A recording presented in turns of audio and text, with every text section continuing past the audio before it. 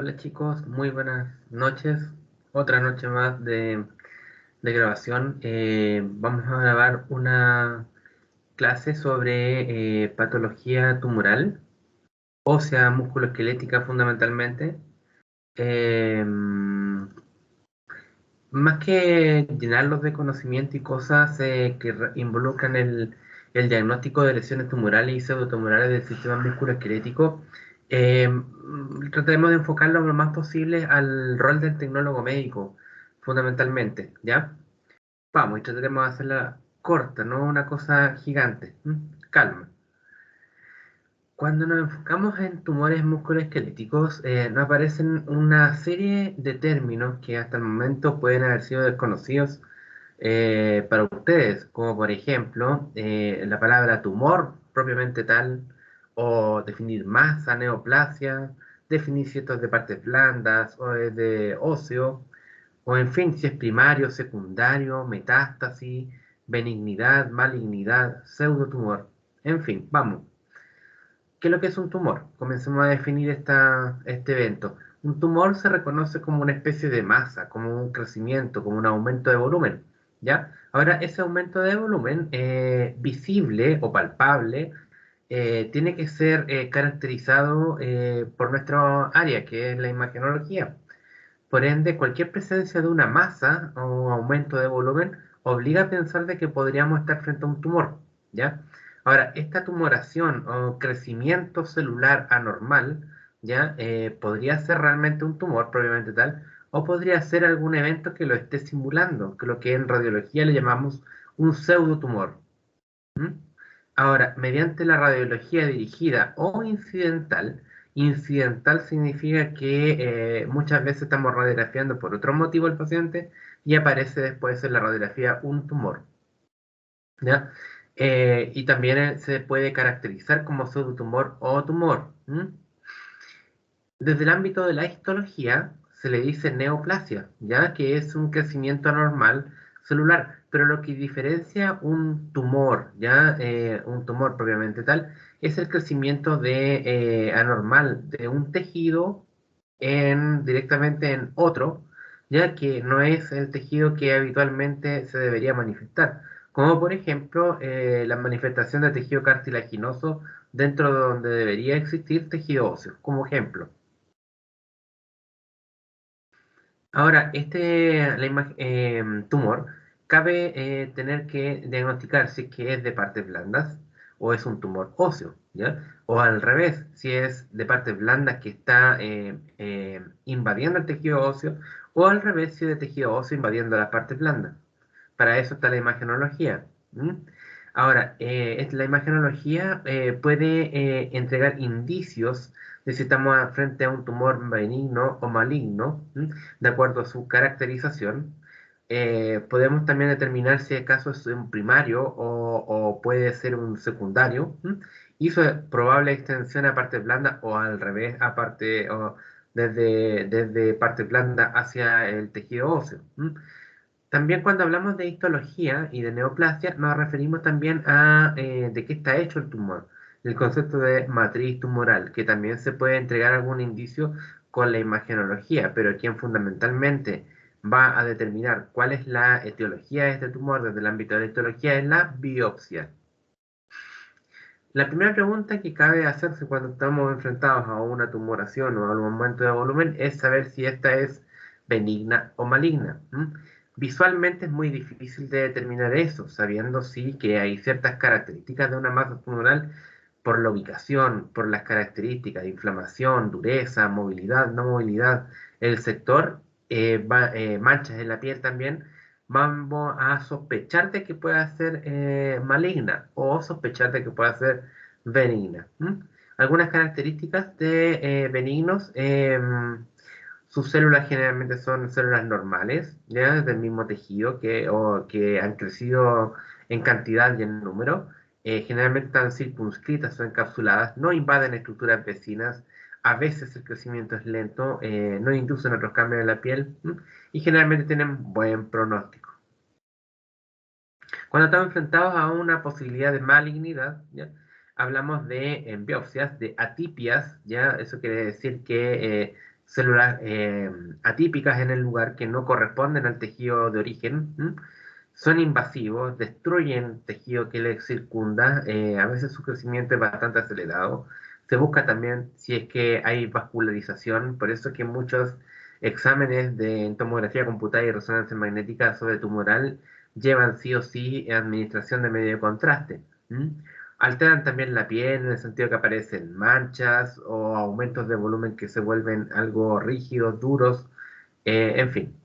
Doloroso también, la presencia de dolor. Bueno, todos estos eventos están relacionados también con la anamnesis que podamos realizar del paciente, ¿ya?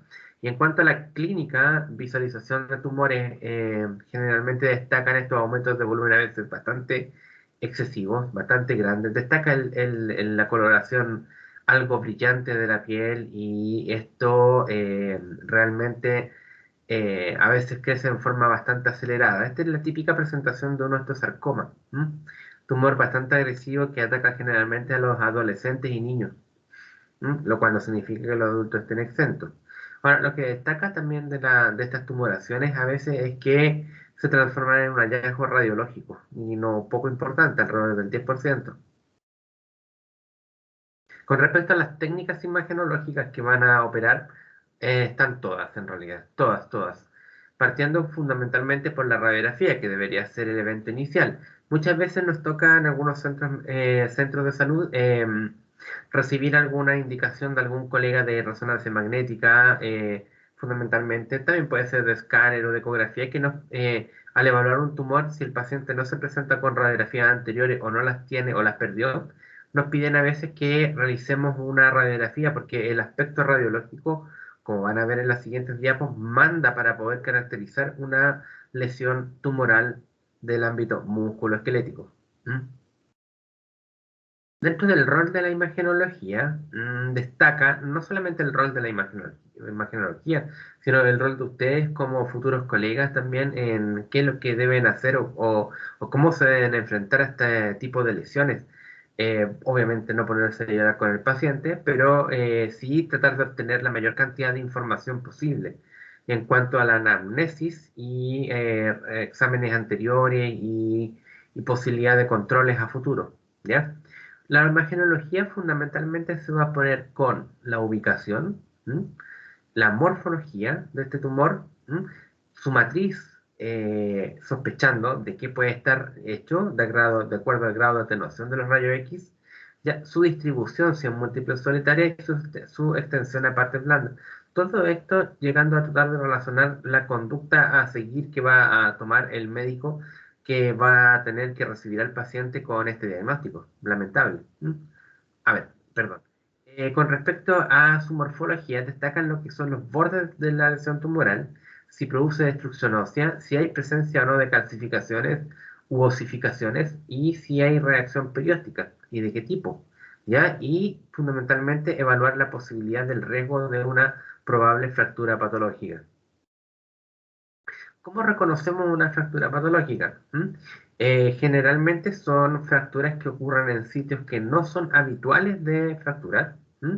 Destaca también en el mismo examen la visualización propia del mismo tumor o la zona de área lítica radiolúcida. ¿m? O destaca también en la presencia a veces de microcalcificaciones o calcificaciones un poco más grandes en los tejidos blandos alrededor de la fractura. ¿m? Circunstancias que a veces son fracturas que pues, obviamente van a llegar en estado reciente, no debería haber estos procesos, que pues, son a veces propios de eventos de reparación. Y también destaca también la visualización, como habíamos dicho recién, de el tumor precisamente tal, como por ejemplo este tremendo quiste óseo que generó que hubiera una debilidad ósea y haya que una fractura a este nivel. Pero lo que destaca clínicamente, y eso tienen que estar ustedes muy atentos, es al mecanismo no habitual. ¿Qué queremos decir con esto? Por ejemplo, que un paciente se ocurrió dar un salto, ¿ya? Dar un salto, digamos, en el mismo lugar o quizá a lo mejor bajando una escalera, se tiró desde unos 2 o 3 peldaños más arriba hacia abajo y ese solo hecho de caer parado, que a nadie se le fracturaría un hueso, podría provocar perfectamente una fractura de cadera si es que hay una debilidad presente en el hueso como podría ser un tumor. Y esto destaca frecuentemente como el mecanismo no habitual. De hecho, cuando existe el mecanismo habitual, inmediatamente tenemos que sospechar que la fractura es patológica. Antes de llegar a tomar la radiografía, obviamente no tenemos que decirle eso al paciente, pero tenemos que destacarlo en la anamnesis, cómo se fractura el paciente. Ahora, no necesariamente esto, saliendo un poco del tema de esta clase, que es el evento cuando hay una fractura patológica, digamos, también por una causa que subyace de debilidad ósea, pero que no necesariamente es un tumor. De hecho, por ejemplo, las fracturas por osteoporosis también son consideradas en el fondo una fractura patológica porque es un estado de debilidad del hueso. Recordamos en una clase anterior, en una charla anterior, que les hablaba de que cuando el hueso empieza a volverse osteoporótico, se disminuye primero que nada la cantidad de trabéculas que tiene, por ejemplo, el hueso de la cadera, el hueso fémur, y empiezan a notarse más estos paquetes que siguen, trabeculares, que siguen los ejes de carga de la cadera. Destaca, por ejemplo, estas fibras que están ahí siguiendo una especie de arco y estas otras que van siguiendo el eje de carga de la cadera. Recuerden que acá aparecía el famoso triángulo de Ward. ¿Ya? Ahora, la disminución de estas trabéculas hace que las que vayan quedando se vuelvan más gruesas. Y eso es un indicio de grado de riesgo de osteoporosis. Por eso que por ejemplo, las densitometrías se realizan en cadera. Bueno, acá tenemos una fractura de patología causada porque hay una debilidad ósea y obviamente el paciente se cayó y se traumatizó y hubo una fractura ahí más o menos a la mitad del cuello medio cervical, del cuello del fémur. Acá hay una fractura a nivel del cuello quirúrgico, tengo entendido.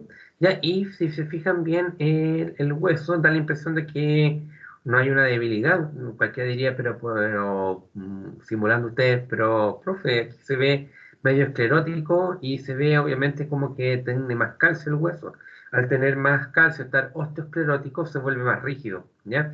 Recuerden que el hueso tiene una posibilidad de absorber impacto porque puede deformarse hasta alrededor de un 7%, pero cuando tiene excesiva esclerosis, eso es que está excesivamente calcificado, como sucede en la enfermedad de Payet, puede resultar en este evento de que pueda no soportar un impacto y hay una fractura que también es considerada patológica. Perdón.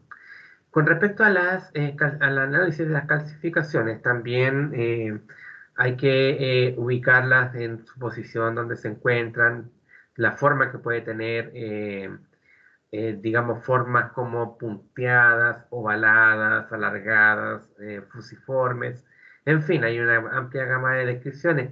Los bordes de las clasificaciones que pueden ser regulares, irregulares, bordes lisos, ¿ya? Cantidad, multiplicidad, única.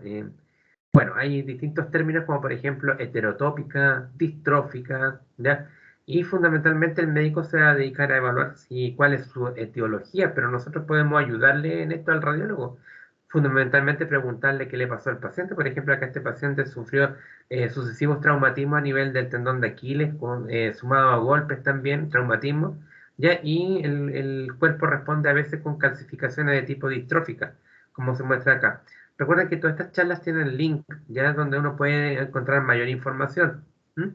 Recordábamos también de una clase, de una charla anterior, la condrocalcinosis o el depósito de pirofosfato de calcio. Ya, en este otro paciente destaca acá que tiene una calcificación ahí en los tejidos blandos y un poquito, no se alcanza a ver mucho de acroosteólisis, o sea, resorción ósea del penacho distal de los dedos. Esto es compatible con esclerodermia. ¿Mm?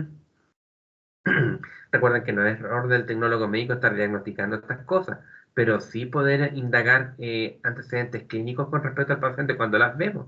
¿Ya? O sea, nosotros, por ejemplo, no podemos pasar que tome esta radiografía de mano y ni siquiera observe este par de calcificaciones y no le haga ninguna pregunta al paciente, por ejemplo, si tiene alguna enfermedad de base, si está en tratamiento de algo, son preguntas habituales que uno debe realizar.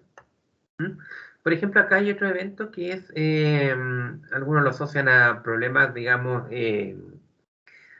genéticos, ¿ya? Pero por alguna razón en algunos pacientes los músculos responden a los traumatismos con calcificación de partes blandas y no solamente partes blandas, a veces calcificación muscular, y este evento se le llama miositis osificante.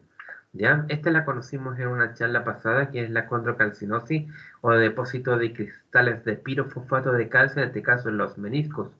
¿Ya? O, por ejemplo, lo que pasa cuando tomamos radiografías de abdomen o vesical simple, ¿ya? Y pesquisamos estos sospechas de cálculos impactados en el uréter distal, pero que al final no lo son, a veces son flebolitos, ¿ya? Flebolito es un vaso calcificado.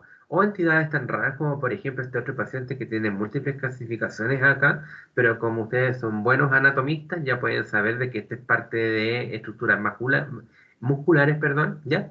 Y podemos sospechar de que si estas calcificaciones están dentro del músculo, algo que le puede pasar a la gente que sufre de cisticercosis, ¿ya?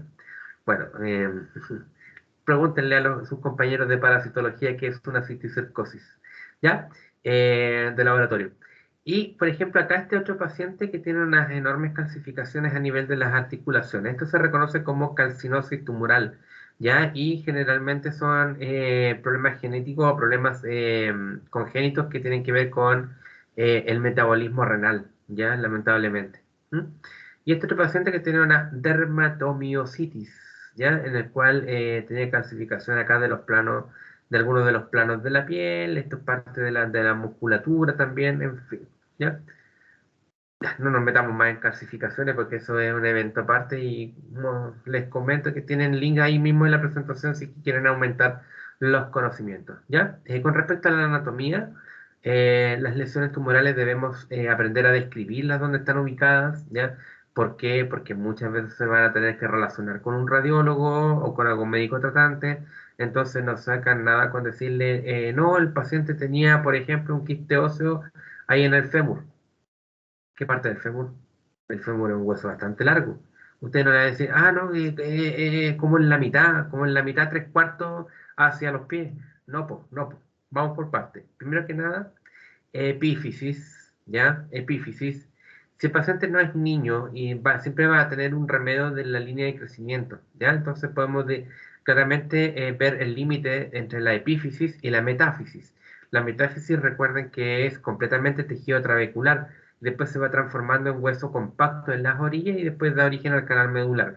Y en el canal medular ya hablamos de diáfisis. Ya este nivel acá en la unión, diafisio metafisiaria o diametáfisis. También existe esa descripción. ¿Ya? Eso es para la descripción topográfica en el plano longitudinal. Por ejemplo, es un tumor ubicado en la metáfisis, un tumor metafisiario.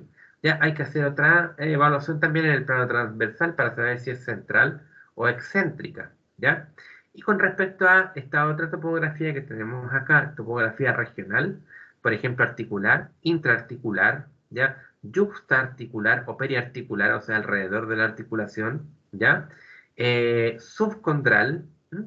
Destaca, por ejemplo, yuxtacortical, o sea, alrededor de la cortical. Ahora, si está dentro de la cortical, intracortical, miren qué difícil, si está debajito del periósteo, subperióstico. ¿Cómo determinamos eso? Vemos si es que el periósteo se hace visible. Hay un concepto ahí, si no, no sé si lo recordarán de la clase que le hice yo mismo de fundamentos de la imagenología, cuando hablamos de los contrastes de interfaces, ¿ya? En el cual cuando ustedes juntan dos tejidos obviamente con una densidad bastante similar, o sea, bastante distinta, dispar, y no solamente dispar, sino con un grado distinto de atenuación a los rayos X, se va a generar un contraste de colores entre radio opaco y radio lúcido y se va a hacer bastante visible. Por ejemplo, lo que es la matriz tumoral, al juntarlo con el periósteo, hace que el periósteo se vea visible, como lo vamos a ver en algunas imágenes más adelante. ¿Ya? Bueno, intramedular, intraarticular, subcortical, bueno, repasar esos términos. Y en el plano transversal nos vamos a encontrar con lesiones que las vamos a ubicar central al hueso, ¿ya? O sea, al medio. Obviamente recuerden que hay frontal y lateral, entonces una lesión que en algún plano no puede quedar al medio, quizás en la lateral aparece que en realidad está cortical, ¿ya? Ojo con eso. Y excéntrica, cuando no está al centro. Mira qué difícil, central y excéntrica. Mira qué difícil. Si está cortical, o sea, está dentro de la cortical, o está yuxtacortical por fuera. podría estar subcortical, debajo de la cortical, eso ya sería más difícil determinarlo, porque recuerden que la radiografía es una sumación de planos, pero siempre se le puede hacer al paciente una tomografía computada. Puede estar subperióstico también, ¿ya? Esto sería en el plano transversal. ¿Mm? Destaca, recuerden que en el hueso, por fuera, hay un periósteo, después viene el hueso compacto, ¿ya? Las distintas trabéculas, donde estaban las ostiones, como veíamos en la charla pasada, ¿ya? Los canales de Havers y toda esa cosa, y por dentro estaba el endostio y después la cavidad medular, que dependiendo del lugar y si el paciente es joven o niño, vamos a tener médula ósea amarilla o médula ósea roja. ¿Mm? Apréndanse eso porque en resonancia magnética es muy bueno saber con qué tipo de médula nos estamos encontrando, porque tienen distinta potenciación, ¿ya? Esta lesión claramente es central. A veces nos va a dar la impresión de que está abombando la cortical o dañándola, ¿ya? Para eso hay que verlo en más de un plano. Y este tipo de lesión claramente es intracortical. Intracortical. ¿Mm? Vean acá en esta ubicación de esta lesión, este quiste osteoneurismático. Fíjense bien, el periósteo no es visible en la radiografía, pero si tiene algo por detrás que le haga contraste de interfaces, se hace visible. ¿Mm? ¿Mm? Podríamos decir, pero profe, ¿no estará intracortical? No, porque está levantándose el periósteo. Para que se levante el periósteo tendría que estar entre los dos. Si no, no se levantaría el periósteo. ¿Mm? Si tuviera intracortical. Ahora, claramente también cuando hay este tipo de lesiones, hace que la cortical se engruese también al mismo nivel, el hueso tiende a reaccionar, y es lógico, ¿cierto? Bueno, acá tenemos otra lesión que es típica, que se llama defecto cortical fibroso, en que el tejido de la cortical se empieza a reemplazar acá por tejido fibroso. De hecho, se reconoce como lesión pseudotumoral, no como tumoral. Bueno, pero se la presento. Defecto cortical fibroso. ¿Mm? Recuerden que yo me voy a referir mucho al nombre típico de la lesión, pero recuerden que lo que importante que ustedes tienen que aprender, más que aprenderse el tipo de lesión, que eso lo van a lograr con el tiempo, es darse cuenta cuando hay un detallito, ¿ya? Que no puede pasar inadvertido, de hacer un par de preguntas al paciente con cuidado, porque el tema tumoral es complicado, ¿ya? Defecto cortical fibroso, fíjense que la lateral pareciera que está dentro del hueso, pero en realidad no está acá, ¿ya? Y tiene también otro defecto cortical fibroso. Está dentro de la gama de lesiones de tipo fibrosas. Miren esta otra lesión, ¿ya? Que creo que se llama condroblastoma, en donde, si se fijan bien, en la frontal aparece central, ¿cierto? En el plano axial, perdón, en el plano transversal, está central la lesión, es lítica, tiene bordes, ¿ya?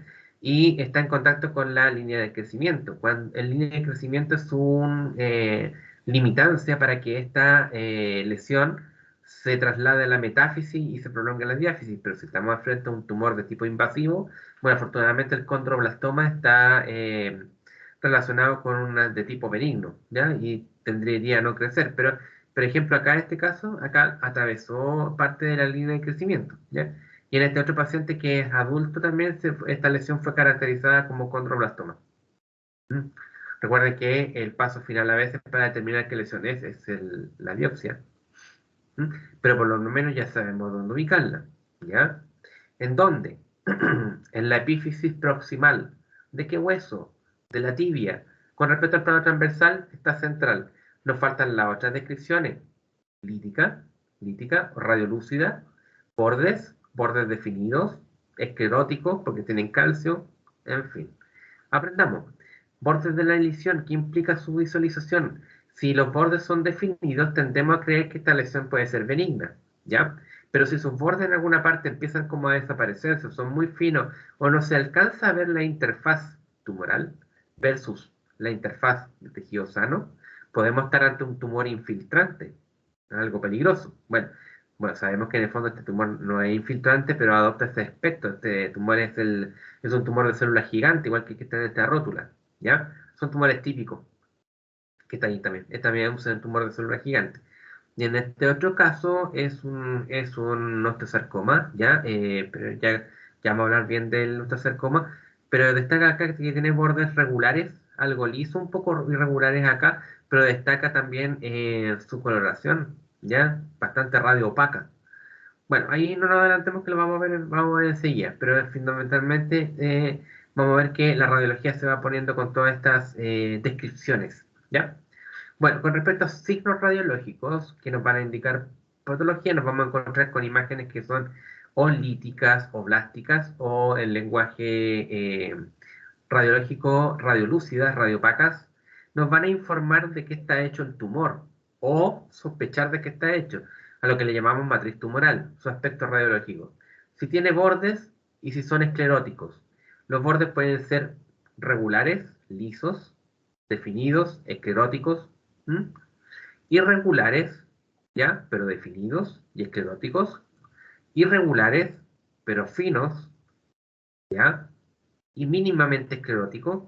Nótense la forma de escribir, ¿ya? Bordes regulares, lisos, ¿ya? Lesión de aspecto ovalado, ¿ya? Pero los bordes no son escleróticos. ¿Mm? Quizás a lo mejor son definidos, o quizás pensemos que podría ser la superficie ósea que está cercana, podría no notarse donde está la interfaz tumoral, y ahí podríamos estar sospechando infiltración. Ya vamos a hablar de eso. Ya, bordes irregulares también, pero siguiendo la característica de su vecino. En fin, son algunos ejemplos de descripción. La forma, lo vimos recién, ¿ya? Corticales, el estado de las corticales están alteradas, interrumpidas, el estado del periósteo también. Son muchas cosas las que hay que observar. ¿Mm? Bueno, no dejemos, vamos a las siguientes imágenes. ¿Mm? Ordenando toda esta choca, ¿ya? Vamos a ordenarlo y a analizar miles de lesiones tumorales óseas y no tan óseas, ¿ya? En el cual vamos a ver cómo lo hace la imagenología para caracterizarla fundamentalmente. Para caracterizarla, fundamentalmente también buscando si hay rasgos de malignidad, benignidad o agresividad. De repente tenemos lesiones que son benignas pero agresivas. O al revés, tenemos lesiones que son malignas, pero son poco agresivas, tienen un crecimiento lento, ¿ya? Bueno, en fin, hay de todo. ¿M? Reacción, hay que buscar si hay reacción endóstica, reacción perióstica, si hay presencia de metástasis, si primario o secundario, en fin.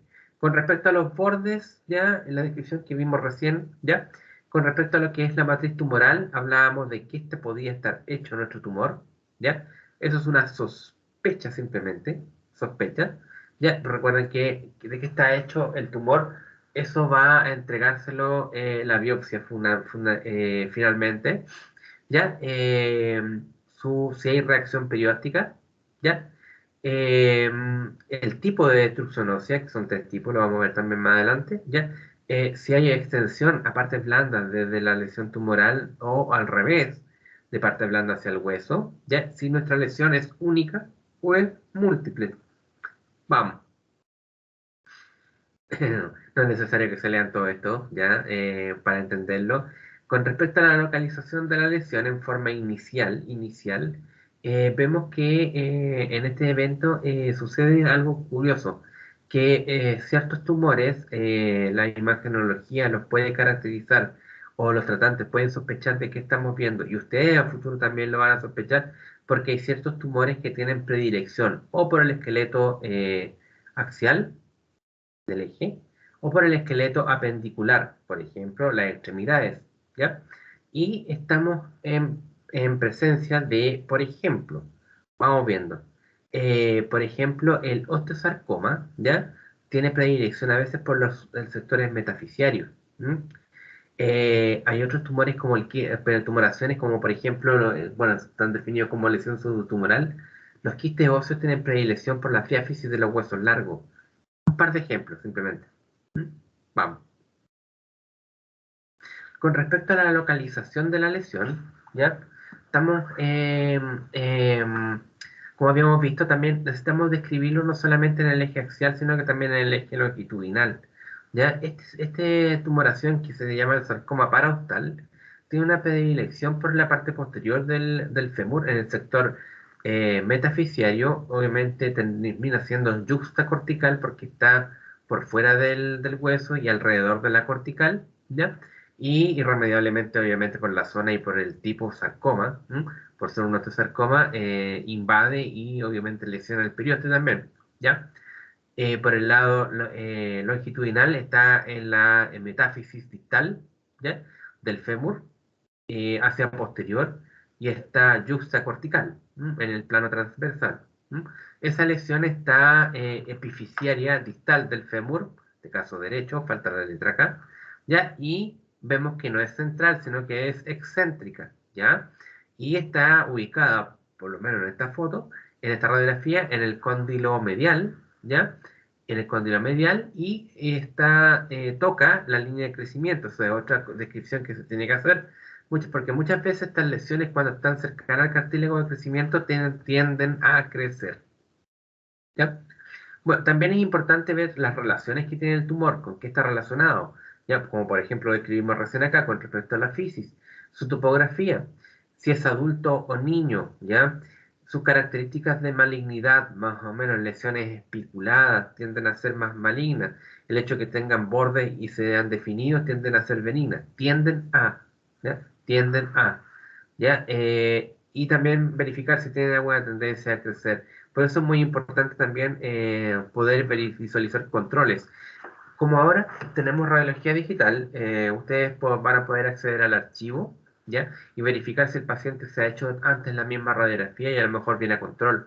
Eso ahorra mucho las preguntas que le vamos a hacer al paciente. Recuerden que siempre hay que guardar la distancia con eso y tratar de no ser invasivos, sobre todo ante lesiones tumorales. Y no ponerse a llorar con el paciente. Bueno, siguiendo con el tema de la localización, habíamos visto que hay ciertas lesiones que tienen predilección por la línea media del hueso, centrales, o excéntricas, por fuera del hueso. No las vamos a nombrar porque es ya es labor de ustedes y ir aprendiendo otras cosas, ¿ya? Y en cuanto a las vértebras también, se separan en la parte anterior, lo que es el cuerpo, y la parte posterior, donde está la lámina, el arco posterior y la apófisis espinosa y se tiende a creer que son benignas hacia la parte posterior y malignas hacia la parte anterior. ¿Ya? Pero esos son, recuerden siempre, eh, estadísticas, ¿ya? Generalmente, no significa que siempre nos vamos a topar con eso, ¿ya? Por ejemplo, este encondroma está a nivel central en el hueso, de hecho está tan central que ocupa toda la cavidad medular e incluso acá está ocupando casi la superficie articular. Esto lamentablemente termina debilitando las corticales, debilita también el hueso, ¿ya? Y genera a veces por un mal movimiento, el paciente se produce una fractura patológica. A veces este tipo de lesiones no provocan dolor y el paciente llega a radiografiarse por artritis y de repente se topamos con esto. O a veces llega cuando se produce lamentablemente la fractura patológica. Fíjense que dentro de la matriz tumoral destaca, aparte de ser lítica, osteolítica, ya destaca también una presencia de algunas calcificaciones. Con respecto a los bordes de la lesión, vamos a tener tres clasificaciones: esclerosis, sin esclerosis e interfaz dudosa. ¿Ya? Acá la diferenciación está con y sin. Podría haber esclerosis mínima o esclerosis mayor. ¿Ya? También es parte de la descripción, pero no son un subtipo. ¿Ya? Se describe con esclerosis, sin esclerosis e interfaz dudosa. ¿Ya? A no ser que, por ejemplo, la unión de radiólogos asociados evaluadores de tumores lleguen a un momento a determinar que cambian esta cosa y la cosa cambia, pero por lo menos hasta el momento los libros lo describen así, ¿ya? Cuando hay presencia de bordes escleróticos se tiende a creer que esta lesión puede ser benigna. Cuando no hay esclerosis se tiende a creer que se va transformando en más maligna, ¿ya? No significa que parte con esclerosis y después se va disminuyendo, no, no, sino que si la lesión tiene interfaz dudosa, ¿qué significa eso?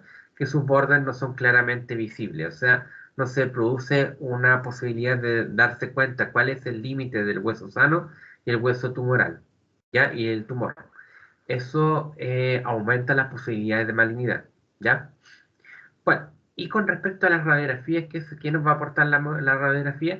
La zona de limitación del tumor, ¿ya? Si recuerden, siempre estar verificando y preguntando si hay controles previos, ¿ya? Verificar la transición entre el tejido sano y el tumoral, o sea, ubicarla, si es que no la ubicamos, bueno, esto es lo que hace en el fondo el radiólogo, pero igual es bueno que uno empiece a practicar porque de verdad que conocer las lesiones tumorales les va a ayudar mucho para la planificación de secuencias en resonancia magnética y el diseño de protocolos, y no solamente en esa área, sino que también en tomografía computada, aunque generalmente la tomografía, lamentablemente la resonancia magnética, o sea, no lamentablemente, sino que la resonancia magnética le gana al escáner en la evaluación de los tumores óseos, ¿ya? Pero a veces también es necesaria la realización de escáner, ¿ya? El grado de agresividad que se puede sospechar. Ahora, recuerden, hay lesiones que son agresivas, pero no necesariamente son malignas, como por ejemplo el tumor de células gigantes. Es bastante agresivo, molestoso e insidioso y recidiva, o sea, vuelve a salir después de ser extirpado, ¿ya? Eh, el tiempo que lleva la lesión creciendo, porque hay que asociar también la tasa de crecimiento del tumor. Ya, bueno, y también sus relaciones anátomo-patológicas, anatomo-histológicas y anátomo a veces fisiológicas, recuerden, refiérase a la fisiología del caso. Ya, por ejemplo, acá en este ejemplo, tenemos acá este huesito acá de niño, donde tiene una multiplicidad de lesiones como pareciera un racimo, ¿ya? Esto es típico del defecto cortical, perdón, el fibroma no osificante, ¿ya? Pero fíjense que todas las lesiones están rodeadas por un halo esclerótico a su alrededor. Recuerden que el halo esclerótico es calcio alrededor de la lesión, el hueso intenta defenderse. Fíjense en este otro paciente que creo que era un mieloma múltiple, ya se me olvida ya casi. Fíjense que tiene varias lesiones acá, líticas todas, ¿ya? Pero fíjense que no tiene presencia de esclerosis, sino que está al borde de la lesión y se aprecia incluso en algunas partes como que tiende como a perderse, sobre todo acá, ¿ya? Eso es complicado porque eso revela algo de infiltración, ¿ya? Pero las lesiones se ven claramente, pero no tienen halo esclerótico a su alrededor, ¿ya? Acá, por ejemplo, esta lesión, que creo que es un eh, fibroma condromixoide, los nombrecitos que se van a aprender, ¿ya? Fíjense que da la impresión de como que tuviera un halo mínimamente esclerótico, ¿cierto? ¿Mm? Pero también está dentro de los tumores de vertientes condroidia, lítico, ¿ya? Pero es definido, ¿ya? Y también está catalogado como una lesión benigna. Pero fíjense acá, se comió la cortical este tumor. ¿Cuál es el problema de estos tumores? De esta tumoración es que terminan lesionando el hueso, bueno, está lesionado el hueso, pero el riesgo de fractura patológica. Y eso es lo que se evalúa también con nuestras buenas radiografías en frontal y lateral para poder sospechar cuánto está ocupando, qué porcentaje está ocupando de masa el hueso. Dicen que cuando llega al 50% más o menos, el riesgo de fractura patológica es alto y ahí hay que hacer alguna estrategia. Generalmente estos fibromas a veces después sobre todo estos se calcifican después y se sellan. Esta otra lesión acá tiene un halo esclerótico mucho más grueso y si se fijan bien el área lítica es bastante pequeña y da la impresión de que se está mejorando. Esto tiende, cuando el paciente ya lleva tiempo con la lesión, tiende el mismo cuerpo a autorrepararla, como a sellarse. Continuando con los bordes de la lesión, vemos acá que tampoco hay halo esclerótico, tampoco hay halo esclerótico. Acá da la impresión de que sí, ¿eh? De que sí. El tumor de célula gigante acá, fíjense que acá a este nivel da la impresión de que se vuelve infiltrante. No se nota acá bien la matriz tumoral, es algo típico que le ocurra a los tumores de célula gigante. Lamentablemente es bastante agresivo, pero está catalogado como una lesión de tipo benigna. ¿m? Ahora, ojo, todas las lesiones benignas tienen un porcentaje o grado de malignización. O sea que pasado el tiempo, pasado mucho tiempo más adelante, pueden en algún momento volverse malignas, ¿ya? Degenerar en algo maligno. Bueno, y este que está acá también, el paciente se ve bastante bien el borde de la lesión. Ahora, este tipo de lesiones así, que incluso tienen borde, cuando se habla de bordes biselados también, no son probablemente tal del hueso, sino que son de partes blandas y tienden a lesionar el hueso y irlo invadiendo. Muy probablemente el tumor está acá. Otro tumor acá, es un tumor de célula gigante, también acá está donde ir a revisar. Fíjense que también tiene un borde acá que la lesión tumoral no se aprecia bastante bien el borde. Incluso se dice que cuando la zona de transición, cuando hablamos de zona de transición, hablamos de la zona en que hay tumor y la zona que no hay tumor. Cuando es amplia, mientras más amplia sea, más posibilidades de que la lesión sea más agresiva o incluso pueda ser maligna. Clasificación de tipo 3, según su origen o matriz tumoral. La matriz tumoral de un tumor, valga la redundancia, se va a saber 100% cuando se realiza una biopsia. En general, casi todas las lesiones tumorales óseas terminan en biopsia, a no ser que esté catalogada como lesión pseudotumoral, ¿ya? O claramente sea una lesión benigna y que sea parte del capítulo de radiología también que se llama lesiones que no hay que tocar. Ya lo vamos a ver enseguida también ese evento, ¿ya? Por ejemplo, hay un cuadro para revisar. Destacan los fibromas como, o defectos corticales y fibrosos como lesiones de tipo pseudotumorales. ¿Mm? ¿Mm? Eso quiere decir que en el fondo no son tumor, no es crecimiento celular anormal, sino que son fibras u otra cosa. Y vamos a ir viendo cada una de las lesiones. Vamos.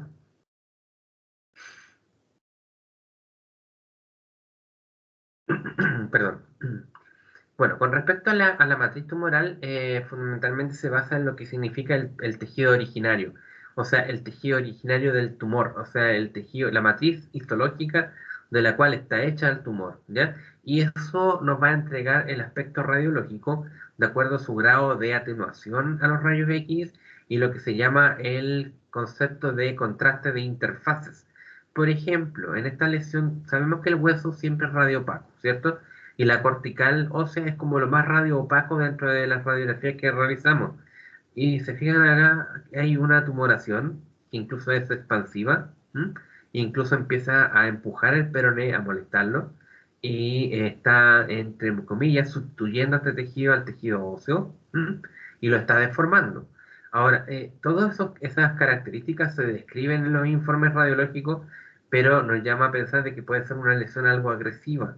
Ahora, el aspecto de atenuación a los rayos X que tiene es un aspecto radiolúcido, ¿ya? Se le dice lesión de tipo osteolítica, ¿ya? Y fundamentalmente esto entrega mucha información a los médicos y médicos radiólogos el hecho de verificar si la lesión tiene tabiques. ¿Mm? Las lesiones tabicadas generalmente están en el contexto de quistes óseos, quiste óseo neurismático, ¿ya? Y también estos eventos como el fibroma condromixoide y el fibroma nosificante. ¿Mm? Por citar algunos ejemplos. Con respecto a la matriz tumoral, permiso, con respecto a lo que es matriz tumoral, destacan tres matrices tumorales que son las más típicas cuando evaluamos músculo esquelético o fundamentalmente radiografía ósea, por radiografía, que es la matriz condroblástica, o sea, tumor formador de cartílago, osteoblástica, tumor formador de hueso, ¿ya? O matriz fibrosa, ¿ya? Que es una matriz hecha de fibra. ¿M? ¿Qué tipo de fibra? Entre ellas colágeno y otro montón de tejido que fundamentalmente tiene una visión lítica. Dicen que hay algunos de ellos que tienen células de tipo gigante o tipo células multinucleadas, en fin. La parte histológica escapa al sentido de esta charla. Fundamentalmente lo que estamos evaluando es el aspecto radiológico de las lesiones tumorales del sistema musculoesquelético, ¿ya? Cuando nos enfrentamos a tumores de matrices condroblásticas, nos vamos a enfrentar con una área fundamentalmente lítica, ¿ya? Lítica, osteolítica, pero dependiendo de la etapa en que esté esta lesión, el tipo de lesión condroblástica que sea, ¿ya? Nos vamos a encontrar con ciertos aspectos, como por ejemplo este aspecto como de lesiones o calcificaciones ovaladas, tipo Pac-Man, lunas, comas, semilunas. Bueno, la cosa es que este tipo de lesiones se le ha llamado determinado lesiones de tipo popcorn o palomitas de maíz, ¿ya? Como signo radiológico. Y las lesiones de tipo osteoblásticas, lesiones tipo aspecto algodonoso o aspecto de nubecitas. Entonces vamos a tener nubes y palomitas de maíz. Por ejemplo, aquí se aprecia bastante bien que esto parecen palomitas de maíz. Ese es un corte de escáner a nivel de la lesión. ¿M? Y en esta otra zona donde hay una extensa calcificación de matriz blástica, ¿ya? Que es típica también de los sarcomas, osteosarcomas. ¿M? Por leer estas explicaciones que les va a ayudar un poquito más a ampliar los conocimientos que estamos mostrando. Por ejemplo, en esta otra radiografía tenemos ahí matrices de tipo osteoblástica. ¿M? No tiene por qué ser una nube propiamente tal y no tiene por qué ser una sola lesión. Fíjense que hay un área ahí donde hay bastantes lesiones pequeñas incluso. ¿M? Ahora, lo cual no significa que pueda haber algún halo alrededor de tipo lítico, porque obviamente este tipo de lesiones son bastante agresivas y progresan por la cavidad medular y terminan a veces infiltrando el hueso completo. Por eso que muchas veces cuando hacemos por escáner o resonancia magnética la evaluación de estas lesiones, por protocolo nos piden evaluar el hueso completo, ¿m? El hueso completo. Ahora, está claro, por ejemplo, que cuando vamos viendo el tumor y vamos avanzando de repente en los cortes, puede haber un momento dado que el tumor se corte ahí y no aparezca más allá, ¿ya?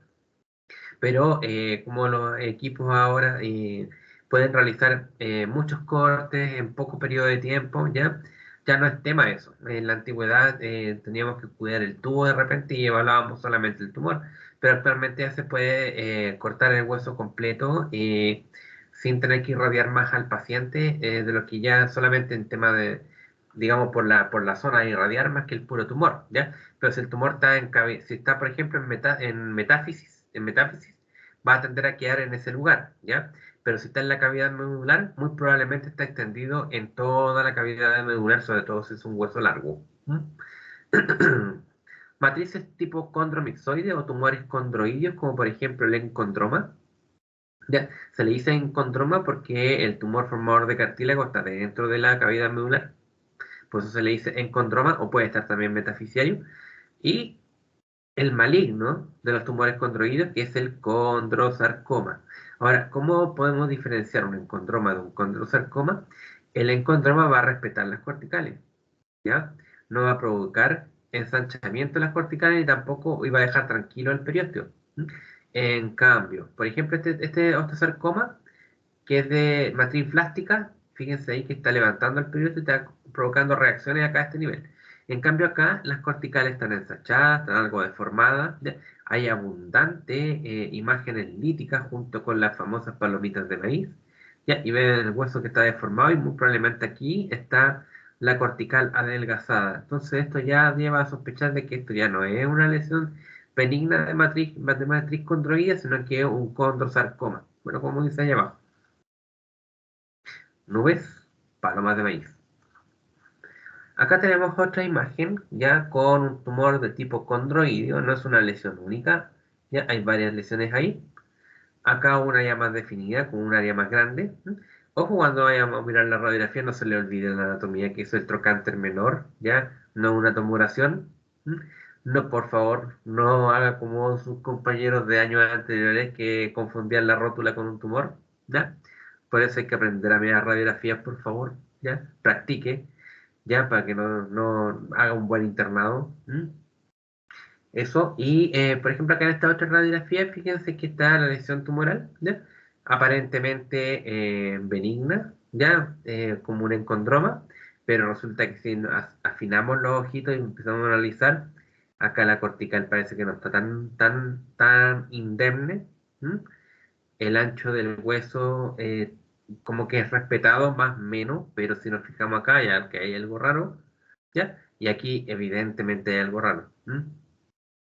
Ahora, ojo, la cortical está ensanchada, pero esto puede ser una reacción perióstica, ¿cierto?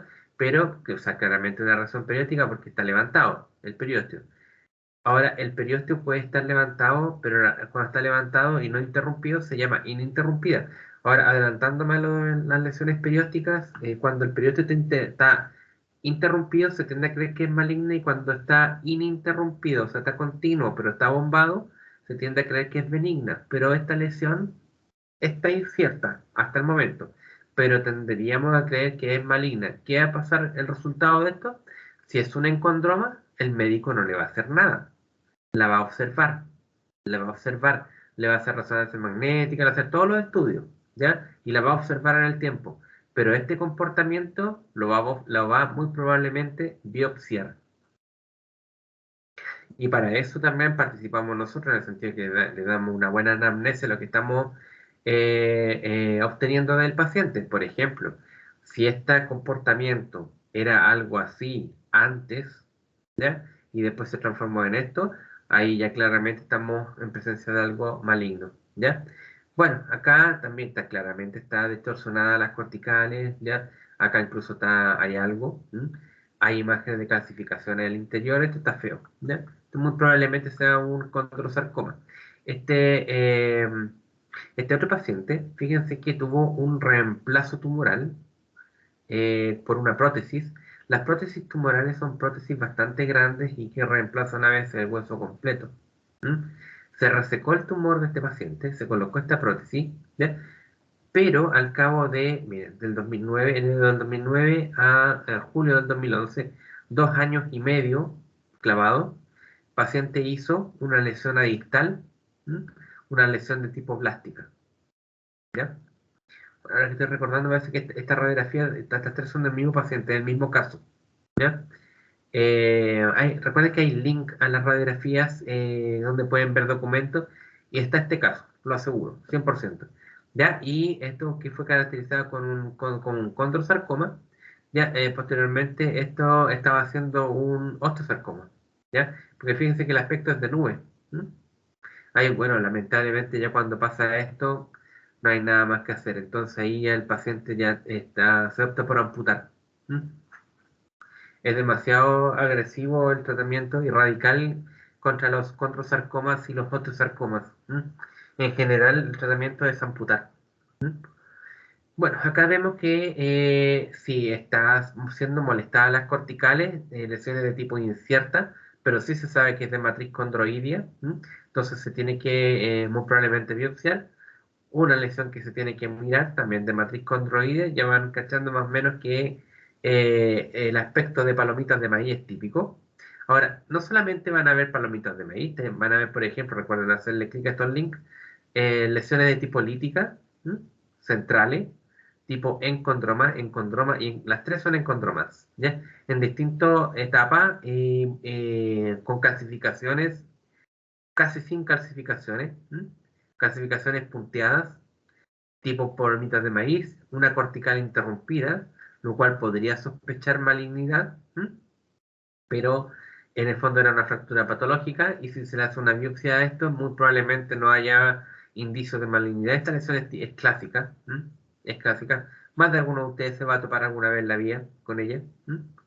Otra lesión condroidia, ya con muchas más palomitas de maíz y punteado. ¿M? Por eso mismo existe una subclasificación de lesiones condroidias, como condroidia punteada. El flóculo o floculante, que ya lo googleé hace un rato atrás, eh, tiene que ver mucho con la química, con elementos que se echan a los líquidos para hacer que esto precipite. El aspecto se fijan bien, da la impresión de como que fueran hojas que van cayendo en el viento. ¿M? Si se fijan bien, es bastante distinta al punteado. El punteado es redondeado, como por ejemplo, como este es punteado, ¿ya? Ese es más palomitas de maíz, ese es como este. eh, Anillos y arcos, bueno, en el fondo es palomitas, estas son las palomitas de maíz, ¿ya? Y el flóculo son como pequeñas imágenes alargaditas, pero se diferencian de estas por el tamaño, son más pequeñas. Ahí tienen ejemplo. Punteada, punteada. ¿M? Aspectos de flóculo, esta más que nada, esta cuesta encontrarla. Y aspectos de palomitas de maíz. ¿M? Acá. Profe siempre se dedica a buscar ejemplos lo más característicos posible, ¿ya? Bueno, dentro de los tumores de tipo fibrosos, también matriz fibrosa, están justamente los tumores fibrosos, como por ejemplo acá tenemos el fibroma condromixoide, ¿m? Acá tenemos el fibroma no ossificante, ¿ya? Y acá tenemos otro fibroma no ossificante, un defecto cortical fibroso ya sellado, ¿m? perdón, fibroma no osificante sellado, o sea, se calcificó y ya el mismo paciente selló la lesión, ¿ya? Y otro fibroma condromixoide. Ustedes dicen, ya, pero, profe, ¿cómo vamos a saber esta cuestión? Aspectos simplemente, y cuando quede la duda, queda la duda nomás, pues lamentablemente. Si así es, no tenemos por qué sabernoslas todas. ¿Ya? Generalmente el fibroma condromixoide tiene predilección a veces no por el centro, sino que excéntrico, ¿ya? A veces molesta un poco la cortical, la ensancha la bomba, en nuestros casos la rompe incluso, ¿ya? Se la come, se la carcome, ¿ya? Pero generalmente son ovalados, ¿ya? Son ovalados o redondeados. ¿Mm? Con borde esclerótico o con borde mínimamente esclerótico. ¿Mm? Y ay, que se me confunde. El fibroma no osificante generalmente tiene un aspecto así como de arracimado, como racimos de uva. Fíjense que acá hay una uva, otra uva, otra uva, otra uva. Ya. Yo sé que más de alguno va a decir, ya seguro el profe nomás la ve. Es así la cosa, ya hay que ver muchas lesiones para poder hacerse la idea y acomodar, entre comillas, acomodar los ojos. Pero recuerden, no es labor nuestra estar diagnosticando estas cosas, ¿ya? Pero sí tener un indicio de esto, ¿ya? De los bordes, la cortical, ¿qué le pasa a la cortical? ¿Ya? La probabilidad de una fractura patológica, ¿ya? Por ejemplo, imagínense que este niño, ¿ya? Porque es un niño, es una radiografía fea, pero es un niño. Imagínense que este niño lo reciben para tomarse una radiografía cepo, un día viernes a las 6 de la tarde y al día siguiente se van de vacaciones, ¿ya? Y fue porque tenía un pequeño dolor en el tobillo, se había torcido, ¿ya? Corriendo, ¿ya? ¿Quién sabe? Y encuentran esto. Y el paciente va a venir a buscar la radiografía como quizá en cuánto tiempo más. ¿Qué hacemos? ¿Avisamos? Obvio, ¿ya? Porque este paciente está en riesgo de fractura patológica. Eso tiene que ser avisado antes de, ¿ya? Y ahí ustedes tienen que ver ahí cómo gestionar eso, cómo al paciente tienen que calmarlo, ¿sí? ¿Ya? Pero siempre va a existir la posibilidad de que ustedes hablen con radiólogo, ya y decirle al paciente, ¿sabe que mejor retire la radiografía antes? ¿Ya? Porque no es bueno, ¿ya? Hay algún chamuyo inventarán, pero la cosa es que no hay que llenar de temor al paciente. Pero generalmente, como está la radiología hoy día, siempre hay buen contacto con los médicos tratantes. Debería. ¿Ya? Bueno, y siguiendo con las lesiones fibrosas, se habla también del fibroma no osificante cuando ya está más avanzado en el tiempo y ya se habla de que se vuelve maduro cuando se empieza a calcificar, ¿ya? Por lo mismo hay fibroma no osificante y fibroma osificante. Pierde sentido de la charla que vayamos a averiguar eso. ¿Mm? Pero fíjense en esta radiografía, apuesto que en la lateral no lo encuentro. Ya les doy una pista, ahí está. Ya. Lesiones osteoblásticas o formadoras de hueso. ¿Ya? Bueno, el islote ósea compacta en el fondo no es una lesión, ya, sino que es una calcificación dentro del mismo hueso trabecular. ¿M? El osteoma es una tumoración benigna, el osteoma osteoide también lo es, ¿ya? El osteoblastoma también es una tumoración benigna y de aquí para abajo granuloma eosinófilo es pseudotumoral, el encuentro ya lo conocieron, el fibroma no osificante se los presenta, ¿ya? Y también lo vieron recién, bueno, infecciones. En el fondo lo que quieren decir con este lote de lesiones que están acá, que todas terminan calcificando, terminan a la larga formando hueso, ¿ya? Quizás en un inicio, por ejemplo, el fibroma no osificante es más como condroidio, fibroso, pero a la larga se vuelve oso. Osteosarcoma, matriz osteoblástica. Está clara la matriz osteoblástica versus una matriz fibrosa, ¿ya? Este es un raro caso de histiocitoma fibroso benigno. ¿M? Y este era un fibroma no osificante, tengo entendido. Bueno, en fin, destaca, esto es un corte de escáner, ¿no? No se van a confundir cuando están frente a una radiografía o frente a un corte de escáner, pero destaca el borde esclerótico, que ama mucho más claro, ¿ya? El osteosarcoma, ¿ya? Esta charla pretende dar un vistazo general de todas las lesiones musculoesqueléticas, pero no podemos pasar sin darle un pequeño detallito al osteosarcoma. Es el cáncer, uno de los cánceres más agresivos que existe, uno de los más dañinos, más significativo, ¿ya? Y que todos nos vamos a topar alguna vez con él, ¿ya? Y vamos a ver casos tremendamente crueles, porque generalmente este osteosarcoma ataca a niños, niños jóvenes, niños y jóvenes adolescentes, ya a veces niños de 6 7 años, 8 años, 9 10 11 y a veces dependiendo el grado de agresividad del tumor, su recidiva, su crecimiento, a veces el paciente muere mientras nosotros le hacemos control, o sea, no mientras le estamos haciendo los exámenes, sino que le hacemos exámenes de repente y en el futuro control no llega, lamentablemente. Les digo al tiro, todos alguna vez hemos derramado lágrimas, llorado con algún paciente, no delante de él, después de eso, en alguna parte.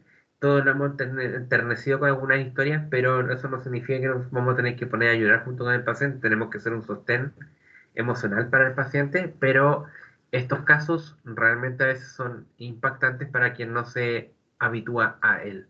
¿Ya? Vamos. El osteosarcoma generalmente, cuando llegan estos enormes aumentos de volumen, que son incluso palpables, no móviles, son duros, ¿ya? Destacan por su crecimiento enormemente rápido. Por ejemplo, paciente tenía un aumento de volumen, no le tomó en cuenta, pasaron 3 meses y se transformó en una pelota bastante grande. Así es.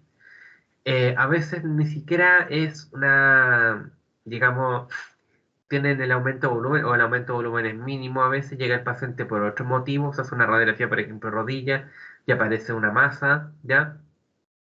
Característica posible de ortosarcoma.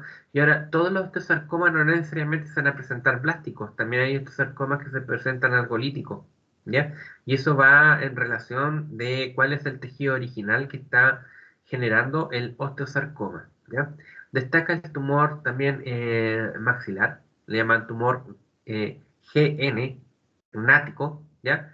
Generalmente es metafisiario, ¿m? Tiene predilección por la metáfisis, ¿ya? Tiene predilección por los adolescentes y metáfisis de los huesos largos. Vamos. Queda claro el aspecto de nube acá. Con respecto al osteosarcoma y sus clasificaciones, esto lo hago se los cuento nada más para que tengan digamos, una multiculturalidad con respecto a los osteosarcomas.